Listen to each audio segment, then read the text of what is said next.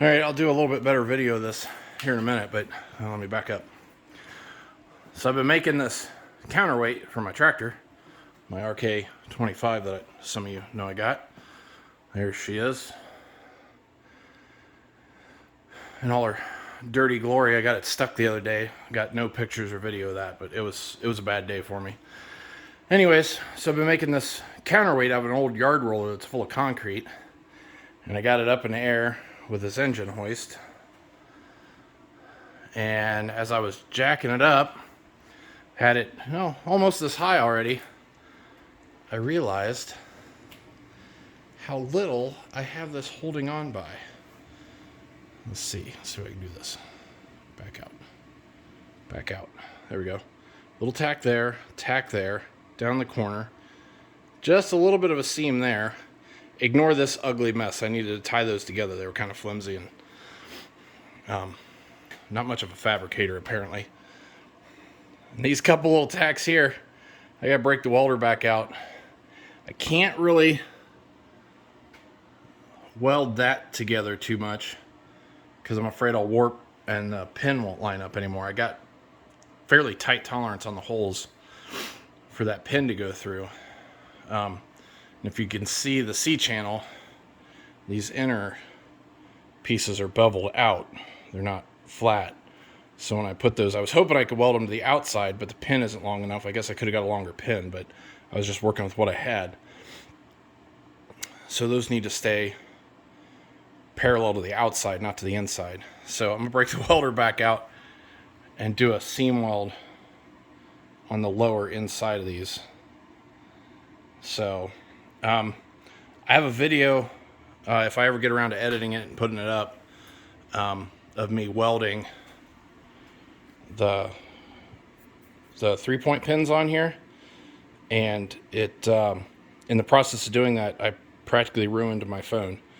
Got a bunch of weld spatter on the screen and cracked it in 2 places. So I will not be taking any more welding videos until I can get something either disposable that I don't really care about, or like a GoPro or something. And these welds don't look real good. I know I'm typically a little bit better welder than that. You see, those don't look too bad there. But this outer skin is apparently thinner than I realized I thought it was. And what was happening was heat was building up behind it because there's concrete on the inside, so it was insulating it, and it was getting hot really fast. And it was actually, at times, it was blowing air out. You can see that spot right there in the center.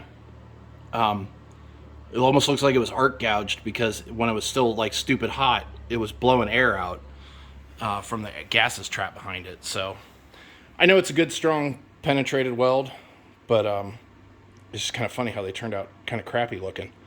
So anyways, I will shoot a couple pictures or maybe do a little update when I get this seam weld put in and show you what it looks like. So this C-channel has been sitting outside for probably a decade or better, so you can see all the pitting and stuff in it, but it's still good and solid for this purpose. So anyways, thanks for watching, and hopefully be back in a minute and show you the better welds. Alright, so I got the welding done. Oh, I didn't wire brush that. Anyways, I ran out of solid core wire. I forget which side it was. Well, I must have done this side with solid core, and right when I went to strike an arc on this side, I ran out. So the only thing I had at the house right now is a flux core wire that don't really remember what project I was working on, but I must have bought it to weld outside or something. So I thought I'd give it a try, and my God, the spatter. And I did okay with it. So I welded this up. I need to wire brush that to show you better. But I welded this front edge up just because I haven't welded with it much. I wanted to see what it's like. But I cleaned this back side up a little bit. You can see all the weld BBs and the shit still hanging on there. Pardon my French. But it welded okay. I'm sure it's a good solid weld. I saw good penetration while I was welding. Didn't really need to weld that solid anyways, but I thought I'd play around with it and see. I'm a little more secure in this thing being on there now, at least holding it up in the air. So now I just need to clean it up, and oh, looks like, I don't know if the heat did that. Looks like there's water or something coming out of it. So I'm gonna probably take my torch and a rosebud and just warm this up pretty good and see if I can cook some of that water out. Nah, I don't know, maybe not. I just want to get some black paint on it and see if I can slow the rust down. You can see where all the slag and stuff was running down the side.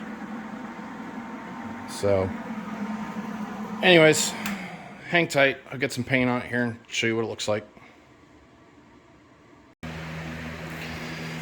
Alright, so here is sort of the finished product. I got her painted up. I don't think I'll be doing any more painting. I put probably 1 3/4 cans on it, probably about 3 or 4 quick coats. And next time I do anything, it'll be when it's on the tractor, which I decided to cover with plastic. But yeah, that's pretty much it. I'm gonna let her hang here until she dries. I will probably get it down tomorrow after work. Today's Easter Sunday, so happy Easter, everybody. Thanks for watching. And I'm gonna spend a few minutes tidying up the garage, and yeah, so that's about it for today. Thanks again.